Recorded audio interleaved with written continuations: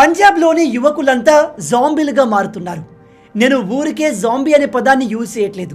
నిజంగానే పంజాబ్ రోడ్లపైన అక్కడి యువత, అబ్బాయిలు అండ్ అమ్మాయిలు కూడా ఇదిగో ఈ విధంగా జాంబీలుగా దర్శనమిస్తారు. మీరు పంజాబ్లోని కొన్ని ప్రాంతాలకు వెళ్తే అక్కడి యువత ఓపెన్గా ఆరు బయట వాళ్ళ బాడీలోకి డ్రగ్స్ ఎక్కిస్తూ కనిపిస్తారు. ఇక్కడ కనిపిస్తున్న ఈ అమ్మాయిని చూడండి. ఈమె పంజాబ్లోని లుధియానాలో ఉండే 20 సంవత్సరాల కాలేజ్ స్టూడెంట్. ఈమె ఈ మాదక ద్రవ్యాలకి బాగా అలవాటైపోయింది. దాంతో ఆమె దగ్గర వాటిని కొనడానికి డబ్బులు లేకపోతే వ్యభిచారం మొదలుపెట్టింది. ఈ డ్రగ్స్ని కొనడానికి డబ్బు లేకపోతే ఈమె తన శరీరాన్ని అమ్ముకుంటుంది. ఇక్కడ కనిపిస్తున్న ఈ పంజాబ్ పోలీసుని కూడా అక్కడి పోలీసులు డ్రగ్స్ కేసులో అరెస్ట్ చేశారు. ఎందుకో తెలుసా? వాటిని కొనడానికి డబ్బు లేకపోతే ఇతను డ్యూటీ తర్వాత దొంగతనాలు, చైన్ స్నాచింగ్లు చేసేవాడు. దాంతో వచ్చిన డబ్బుతో వాటిని కొనేవాడు. అలాగే పంజాబ్లోని జలంధర్లో ఒక వ్యక్తి డ్రగ్స్ కొనడానికి డబ్బులు ఇవ్వట్లేదు అని సొంత భార్యని, 2 పిల్లల్ని, ఈవెన్ తల్లిని కూడా చంపి ఆ ఇంటికి నిప్పంటించాడు. ప్రజెంట్ పంజాబ్లోని స్ట్రీట్లో డ్రగ్స్ని ఓపెన్గా బఠానీలు అమ్మినట్టుగా అమ్ముతున్నారు. ఇక్కడ ఆశ్చర్యకరమైన విషయం ఏమిటంటే చాలా ఖరీదైన ఈ డ్రగ్స్ పంజాబీ యువతకి అంత తక్కువ రేట్లో ఎలా దొరుకుతున్నాయి? అసలు ఈ డ్రగ్స్ మన ఇండియాలోకి ఎలా ఎంటర్ అవుతున్నాయి? మన దేశాన్ని నాశనం చేయడానికి పక్క దేశమైన పాకిస్తాన్ ఏదైనా ప్లాన్ చేస్తుందా? అసలు పంజాబ్లో ఏం జరుగుతుంది? అక్కడి ప్రభుత్వం ఈ డ్రగ్స్ పైన ఎటువంటి యాక్షన్ తీసుకోవట్లేదా?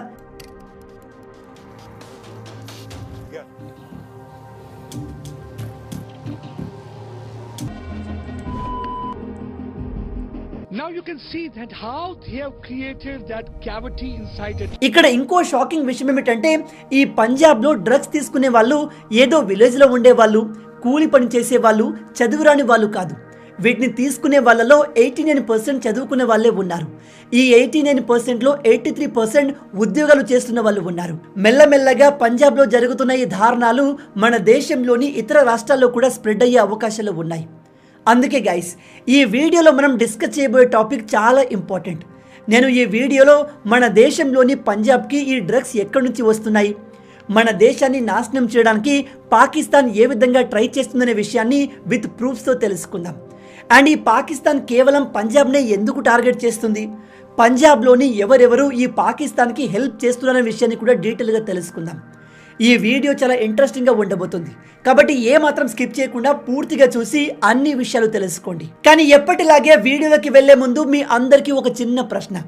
ఈ వీడియోలో మనం కంప్లీట్గా పంజాబ్ గురించి మాట్లాడబోతున్నాం కాబట్టి పంజాబ్ రాష్ట్ర ముఖ్యమంత్రి ఎవరు? Number 1 Amarinder Singh, number 2 Navjot Singh Sidhu, number 3 Bhagwant Mann, number 4 Charanjit Singh Channi. మీ ఆన్సర్ని కింద కామెంట్లో చెప్పండి. చూద్దాం మీలో ఎంతమంది కరెక్ట్గా ఆన్సర్ చెప్తారు అనేది. దీనికి రైట్ ఆన్సర్ నేను వీడియో ఎండ్లో చెప్తాను. కాబట్టి వీడియోని ఏమాత్రం స్కిప్ చేయకుండా పూర్తిగా చూసి అన్ని విషయాలు తెలుసుకోండి.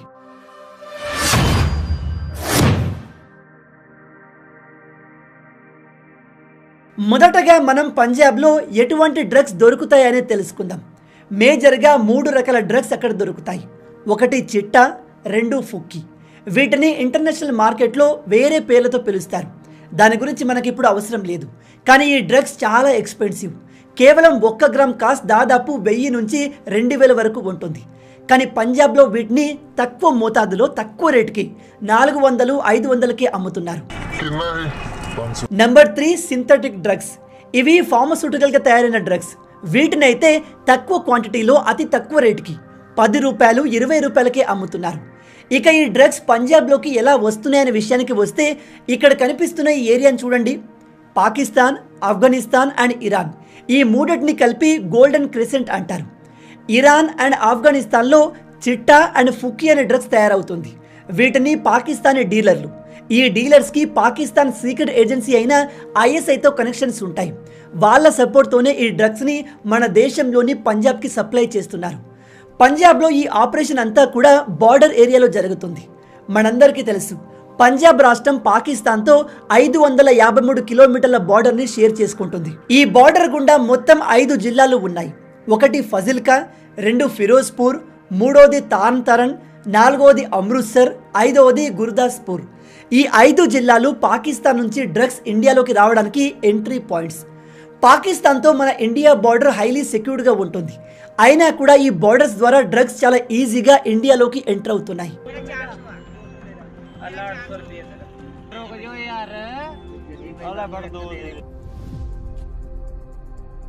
అలా ఎలా జరుగుతుంది అంటే దీనికోసం ఈ మాఫియా 6 టెక్నిక్లను ఉపయోగిస్తుంది. వాటి గురించి తెలిస్తే మీరు షాక్ అవుతారు. అందులో మొదటిది most common technique pocket throwing. ఇందులో మేజర్గా షర్ట్ని లేదా సల్వార్ని ఉపయోగిస్తారు. అందులో ఈ డ్రెస్ని నింపి ఒక సైడ్ కట్టేసి ఇంకో సైడ్ పట్టుకొని తిప్పి మన ఇండియన్ బార్డర్ వైపు విసిరేస్తారు. ये शर्ट का स्लीव है, इसमें एक तरफ से गांठ लगाया हुआ है और दूसरी तरफ से ये पकड़ने के लिए और इसको एलिवेशन देने के लिए, घुमाने के लिए, जिससे कि दूर से दूर इसे फेंका जाए. రెండవ టెక్నిక్ డ్రోన్ డెలివరీ టెక్నిక్. ఇందులో డ్రగ్స్ ని డ్రోన్ కి కట్టి పాకిస్తాన్ నుంచి డ్రోన్ ని ఎగిరేసి ఇండియన్ బార్డర్ దాటాక అక్కడ పడేస్తారు. ప్రతి డ్రోన్ మినిమం 3 కేజీల డ్రగ్స్ ని డెలివరీ చేస్తుంది. పాకిస్తాన్లోని మాఫియా ఎక్కువగా ఈ డ్రోన్స్ ని ఉపయోగిస్తారు, ఎందుకంటే ఇది highly effective method. Last year Indian army ఇలాంటి దాదాపు 120 డ్రోన్లను షూట్ డౌన్ చేసింది. ఇక మూడవ టెక్నిక్ ప్లాస్టిక్ పైప్స్. మీ అందరికీ తెలుసు, బార్డర్లో ఈ విధంగా ఇనుప వైర్లు ఉంచి వాటికి ఎలక్ట్రిసిటీ సప్లై ఇస్తారు. దాన్ని ముట్టుకున్న వాళ్ళు అక్కడే షాక్ తగిలి పడిపోవడము లేదా చనిపోవడం అవుతుంది. అందుకని ఈ స్మగ్లర్లు ప్లాస్టిక్ పైపుల్ని బార్డర్ ఫెన్సింగ్ గుండా ఈ విధంగా పెట్టి అటు నుంచి డ్రగ్స్ని ఇటు పడేస్తారు. నాలుగవ టెక్నిక్ వెహికల్ క్యావిటీస్లో దాచడం. ఇండియా పాకిస్తాన్ మధ్య ట్రేడ్ ఎక్కువగా ఏమీ జరగట్లేదు, కాకపోతే వీసాస్ తీసుకొని పర్మిషన్తో కొన్ని వెహికల్స్ బోర్డర్ని క్రాస్ చేస్తూ ఉంటాయి. ఈ వెహికల్స్లో ఉండే గ్యాప్స్లో ఇదిగో ఈ విధంగా డ్రగ్స్ని నింపి స్మగుల్ చేస్తారు. Because there is a tin sheet, nobody will come to know about this cavity.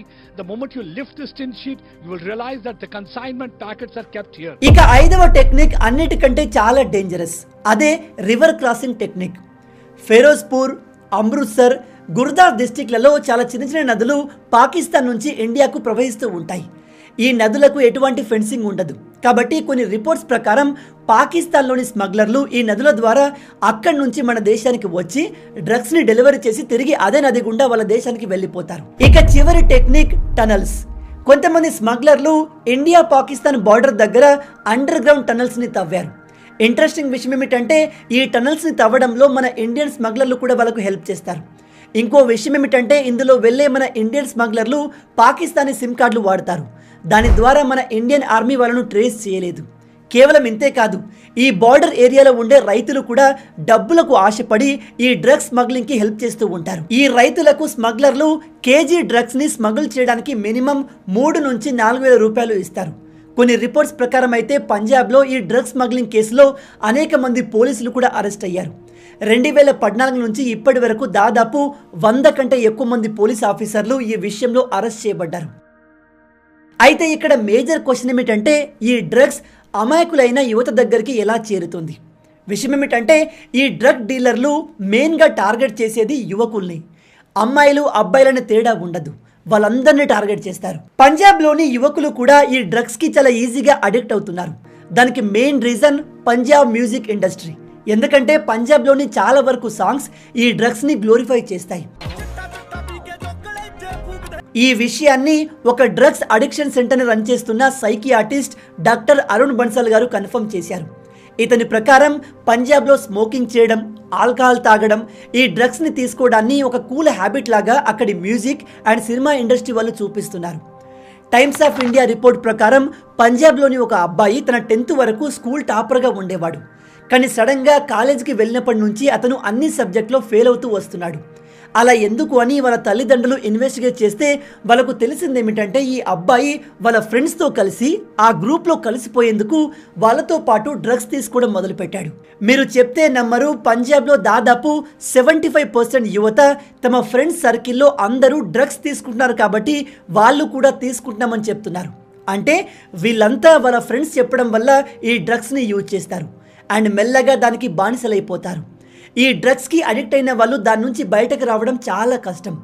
దీనికి అడిక్ట్ అయిన వాళ్ళు వీటిని కొనడానికి వాళ్ళ దగ్గర డబ్బులు లేకపోతే ఏం చేయడానికైనా రెడీ అయిపోతారు. అబ్బాయిలు అయితే దొంగతనాలు, చైన్ స్నాచింగ్లు చేయడం మొదలు పెడతారు. అదే అమ్మాయిలు వేరే దారి లేక వాళ్లకు వాళ్ళే స్వయంగా వ్యభిచారంలోకి వెళ్ళిపోతున్నారు. పంజాబ్లోని చాలా కుటుంబాలు ఈ డ్రగ్స్ కారణంగా నాశనం అయ్యాయి. మీరు పంజాబ్లో పాకిస్తాన్ బార్డర్ ఏరియాలో ఉన్న ఏ డిస్ట్రిక్ట్కి వెళ్ళి అడిగినా ఇలాంటి ఫ్యామిలీస్ మీకు ఈజీగా దొరికేస్తాయి. ఉదాహరణకి పంజాబ్లో హోషియాపూర్ అనే గ్రామం ఉంది. అక్కడ జీవన్లాల్ అనే వ్యక్తి తన 3 కొడుకుల్ని ఈ డ్రగ్స్ కారణంగా కోల్పోయాడు. అదే మక్బుల్పురా అనే విలేజ్లో అయితే వృద్ధాప్యంలో ఉన్న ఈ తల్లి యువకుడైన తన కొడుకును కోల్పోయింది. పంజాబ్లో కేవలం 10 రూపాయలకు దొరికే ఈ డ్రగ్స్ కారణంగా అక్కడి వేల ఫ్యామిలీస్ నాశనమయ్యాయి. उसके कारण इनके पति की जान गई और उसके बाद कुछ महीने बाद सिर्फ इनका 21 साल के बेटे की मौत हुई. ఇంకో షాకింగ్ విషయం ఏమిటంటే పంజాబ్లో చాలా మంది పేరెంట్స్ తమ పిల్లల్ని ఈ డ్రగ్స్ అడిక్షన్ నుంచి బయటకు తెచ్చేందుకు ఇంట్లోనే చైన్లతో కట్టేస్తున్నారు. అదేంటి బ్రో, మనుషుల్ని చైన్తో కట్టడం ఏంటి అని మీకు అనిపించవచ్చు. నేను మీకు ఇందాకే చెప్పాను, డ్రగ్స్కి అడిక్ట్ అయిన వాళ్ళు తిరిగి నార్మల్ అవ్వడం చాలా కష్టం అండ్ వాళ్ళు తమ కంట్రోల్లో ఉండరు. అడిక్ట్ అయిన వాళ్ళు తిరిగి వాటిని పొందేందుకు ఏదైనా చేస్తారు, ఎవరినైనా చంపేందుకు రెడీ అయిపోతారు. అందుకే పంజాబ్లోని చాలామంది యువత ఈ అడిక్షన్ నుంచి బయటకు రాలేక, ఇంట్లో ఫ్యామిలీస్ని ఫేస్ చేయలేక తమ ఇంటి నుంచి పారిపోతున్నారు. చాలా మంది అలా చేసి ప్రాణాలు కూడా కోల్పోయారు. నేషనల్ క్రైమ్ రికార్డ్ బ్యూరో ప్రకారం ఇండియా మొత్తంలో డ్రగ్స్ కి సంబంధించిన జరుగుతున్న క్రైమ్స్ లో దాదాపు 33% పంజాబ్లోనే జరుగుతుంది. షాకింగ్ విషయం ఏమిటంటే పంజాబ్లోని ప్రతి 7గురిలో ఒకరు ఇలాంటి ఏదో ఒక సబ్స్టెన్స్ కి అడిక్ట్ అయి ఉన్నారు. ప్రతి 7గురిలో ఒకరు అంటే ఆ రాష్ట్ర పరిస్థితి ఎలా ఉందో ఒకసారి ఆలోచించండి. అండ్ నేను మీకు స్టార్టింగ్లో చెప్పినట్టు ఇదంతా చేస్తుంది, ఇలా అడిక్ట్ అవుతుంది ఏదో చదువురాని వారు కాదు, రోజు కూలి పనికి వెళ్ళేవారు కాదు, చదువుకున్న వాళ్ళు, పెద్ద పెద్ద ఉద్యోగాలు చేస్తున్న వాళ్ళే వీటికి అడిక్ట్ అవుతున్నారు. రిపోర్ట్స్ ప్రకారం పంజాబ్లో డ్రగ్స్కి అడిక్ట్ అయిన వాళ్ళలో 89% చదువుకున్న వాళ్ళే ఉన్నారు. అందులో 83% ఉద్యోగాలు చేస్తున్న వాళ్ళు ఉన్నారు. అండ్ రీసెంట్ రిపోర్ట్స్ ప్రకారం అయితే ఇప్పుడు పంజాబ్లో డ్రగ్స్ తీసుకునే వారిలో మహిళల సంఖ్య పెరుగుతుంది. మన దేశంలో డ్రగ్స్ని ఎక్కువగా తీసుకువచ్చేది, సప్లై చేసేది మేజర్గా మన పక్కనే ఉన్న శత్రుదేశమైన పాకిస్తాన్. పాకిస్తాన్కి ఇండియాకు మధ్య ఈ డ్రగ్స్ వార్ అనేది 1971లో జరిగిన బంగ్లాదేశ్ లిబరేషన్ వార్ నుంచి మొదలైంది. ఆ యుద్ధం తర్వాత పాకిస్తాన్కి ఒక విషయం బాగా అర్థమైంది, ఇండియాని కొట్టాలంటే మనం పవర్తో కొట్టలేం, ఎందుకంటే ఇండియా మనకంటే పవర్ఫుల్. ఇండియా ఆర్మీ పరంగా, ఎకానమీ పరంగా కూడా పాకిస్తాన్ కంటే చాలా పవర్ఫుల్. కాబట్టి ఈ పాకిస్తాన్ ఇండియాతో డైరెక్ట్గా యుద్ధానికి వస్తే ఎట్టి పరిస్థితుల్లో గెలవదు. అందుకే చాలా రిపోర్ట్స్ ప్రకారం అప్పటి పాకిస్తానీ ప్రెసిడెంట్ జియా ఉల్ హక్ ఒక పెద్ద ప్లాన్ చేశాడు.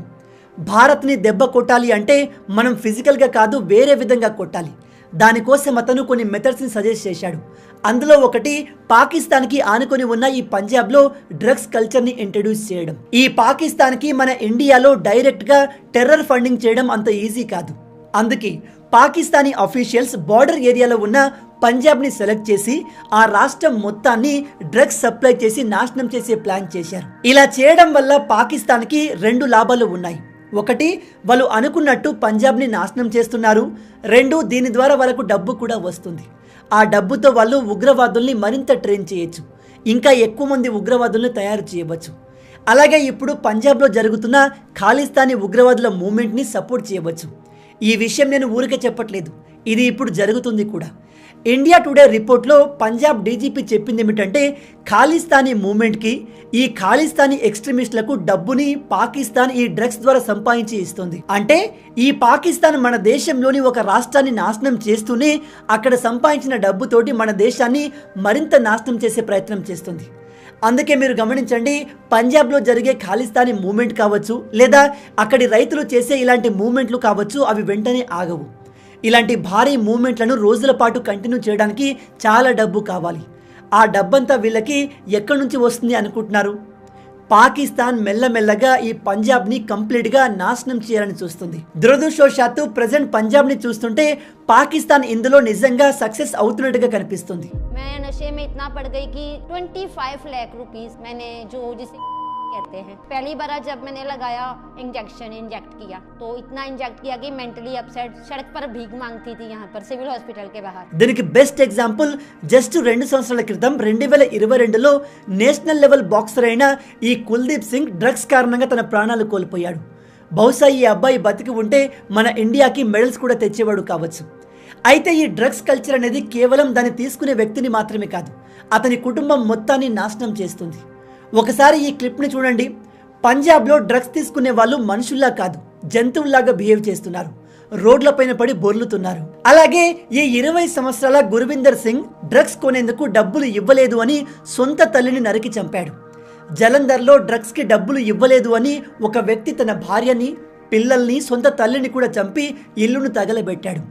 దీనికి బాగా అడిక్ట్ అయిన వాళ్ళు వాళ్ళ ఫ్యామిలీని చంపుతుంటే మరికొందరు అది చేయలేక దొంగలుగా చైన్ స్నాచర్లుగా మారుతున్నారు.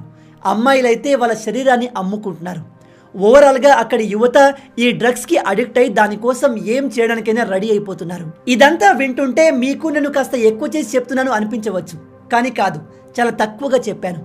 ఒకసారి మీరు గూగుల్లో ఈ విధంగా సెర్చ్ చేసి చూడండి, వేల కేసులు మీకు ఈజీగా దొరికేస్తాయి.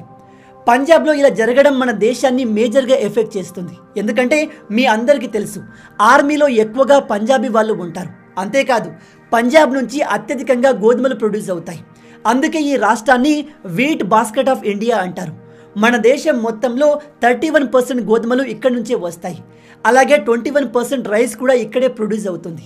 బాధాకరమైన విషయం ఏమిటంటే పంజాబ్లోని డ్రగ్స్ కల్చర్ ఇప్పుడు మెల్లమెల్లగా రాజస్థాన్, మహారాష్ట్రకు కూడా స్ప్రెడ్ అవుతుంది. Joint operation with Maharashtra police, 73 kgs of recovered in Nhava Sheva port. మరి దీన్ని కంట్రోల్ చేసేందుకు ఇండియన్ గవర్నమెంట్ ఏం చేయట్లేదా అంటే, రీసెంట్గా Indian government drugs free Bharat అనే క్యాంపెయిన్ రన్ చేసింది. కానీ ఈ సమస్యను మనం కేవలం క్యాంపెయిన్లు రన్ చేయడం ద్వారా సాల్వ్ చేయలేము. దీనికి గ్రౌండ్ లెవెల్లో పనిచేయాల్సి ఉంటుంది. ప్రజల్లో ఈ డ్రగ్స్ గురించి అవేర్నెస్ తేవాలి. దానివల్ల వాళ్ళ జీవితాలు ఎలా నాశనం అవుతాయి, కుటుంబాలు ఏ విధంగా చిన్న భిన్నం అవుతాయనే విషయాల్ని వాళ్ళకు క్లియర్గా అర్థమయ్యేలా చెప్పాలి. నాకు తెలిసి మన దేశంలో చాలా మందికి పంజాబ్లో ఇలా జరుగుతుంది అనే విషయం కూడా తెలిసి ఉండకపోవచ్చు. అండ్ డ్రగ్స్ కారణంగా మనుషులు ఈ విధంగా అవుతారనేది కూడా చాలా తక్కువ మందికి తెలుసు. అండ్ గ్యారంటీగా చెప్తున్నాను, ఇవి తెలిసిన వాళ్ళు వాటి జోలికి వెళ్ళరు. బాధాకరమైన విషయం ఏమిటంటే డ్రగ్స్కి బానిసవ్వడం అనేది క్యాన్సర్ కంటే కూడా చాలా డేంజరస్. అందుకే ఈ విషయంలో యువతకు అవేర్నెస్ రావాలి, దీని గురించి ప్రజలు మాట్లాడాలి అనే ఉద్దేశంతో ఈ వీడియోను చేశాను. కాబట్టి ఈ వీడియోని మీకు తెలిసిన ఫ్రెండ్స్, ఫ్యామిలీ మెంబర్స్ అందరితో షేర్ చేయండి. ప్రతి ఒక్కరికి ఈ విషయం పైన అవేర్నెస్ రావాలి. మన దేశంలో స్ప్రెడ్ అవుతున్న ఈ అతిపెద్ద ప్రాబ్లమ్ని మనం ముందే ఐడెంటిఫై చేయాలి. అందుకు ఈ వీడియోని మీ అన్ని సోషల్ మీడియాస్లో, వాట్సాప్లో, ఫేస్బుక్లో, ఇన్స్టాగ్రామ్లో, ఈవెన్ యూట్యూబ్ ఛానల్లో కూడా పోస్ట్ చేసుకోండి. మీకు ఎటువంటి కాపీరైట్ రాదు, దానికి నేను గ్యారంటీ. సో గైస్, మొత్తంగా ఇవి పంజాబ్లో జరుగుతున్న డ్రగ్స్ కల్చర్కి సంబంధించిన కొన్ని ముఖ్యమైన విషయాలు. ఇక నేను మిమ్మల్ని మొదట్లో అడిగిన ప్రశ్నకు సమాధానం విషయానికి వస్తే, పంజాబ్ రాష్ట్ర ముఖ్యమంత్రి ఎవరు? దానికి right answer number 3, Bhagwant Mann. మీలో ఎంతమంది దీన్ని కరెక్ట్గా ఆన్సర్ చేయగలిగారు? హానెస్ట్గా కింద కామెంట్లో చెప్పండి. బై ద వే, ఇతను ఆమ్ ఆద్మీ పార్టీకి చెందినవాడు. మొత్తంగా ఇవి ఈ వీడియోకి సంబంధించిన పూర్తి విషయాలు. ఈ వీడియో మీకు నచ్చింది అనుకుంటున్నాను. నచ్చితే అలా ఊరికే చూసి వెళ్ళిపోకుండా వీడియోని లైక్ చేయండి. ఈ వీడియోకి నేను మీకు ఇచ్చే లైక్స్ టార్గెట్ 5000 లైక్స్. చాలా ఈజీ, సింపుల్గా చేసేయండి. మీరు కొట్టే లైక్స్కి కింద ఉన్న లైక్ బటన్ పగిలిపోవాలి. అలాగే ఇలాంటి మరిన్ని ఇంట్రెస్టింగ్ వీడియోస్ కోసం మన ఛానల్ని సబ్స్క్రైబ్ చేసి మమ్మల్ని సపోర్ట్ చేయొచ్చు కదా. ఇది మీకు కంప్లీట్లీ ఫ్రీ. కానీ మీరు చేసే ప్రతి ఒక్క లైక్ అండ్ సబ్స్క్రిప్షన్ మాకు మరిన్ని వీడియోస్ చేయడానికి ఒక మోటివేషన్లా ఉంటుంది. కాబట్టి వీడియోని లైక్ చేసి ఛానల్ని సబ్స్క్రైబ్ చేయడం మర్చిపోవద్దు. రాబోయే వీడియోలో ఇంకో ఇంట్రెస్టింగ్ టాపిక్తో మళ్ళీ కలుద్దాం. అంటిల్ దెన్, జై హింద్.